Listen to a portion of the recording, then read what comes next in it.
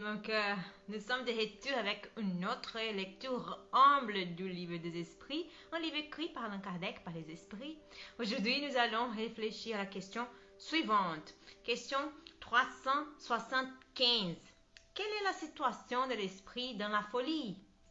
Réponse.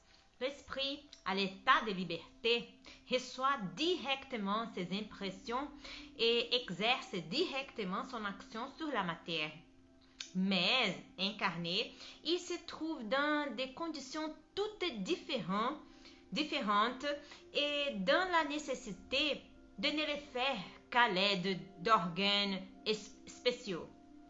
Qu'une partie ou l'ensemble de ces organes soit altéré, son action ou ses impressions en ce qui concerne ces organes sont interrompues.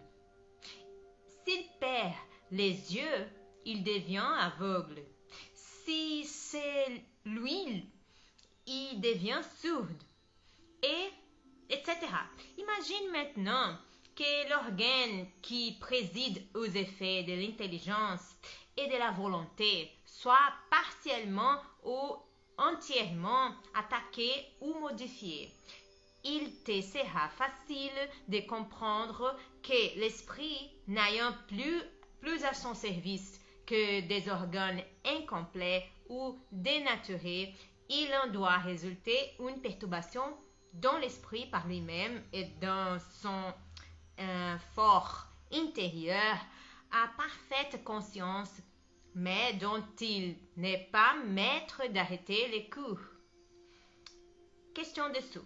C'est alors toujours le corps et non l'esprit qui est désorganisé? Réponse. Oui, mais il ne faut pas perdre de vue que, de même que l'esprit agit sur la matière, celle-ci réagit sur lui dans une certaine mesure et que l'esprit peut se trouver momentanément impressionné par l'altération des organes par lesquels il se manifeste et reçoit ses impressions. Il peut arriver qu'à la longue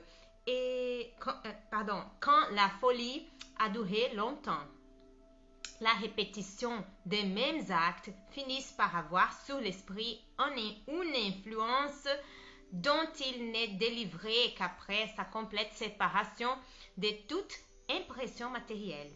Eh bien, dans les prochains épisodes, nous réfléchirons à la question suivante. D'où vient que la folie porte quelquefois au suicide? Eh bien, mes amis, nous avons terminé notre lecture pour aujourd'hui. J'espère que vous l'avez apprécié autant que moi. Que Dieu vous bénisse tous. Bisous. À la prochaine. Au revoir.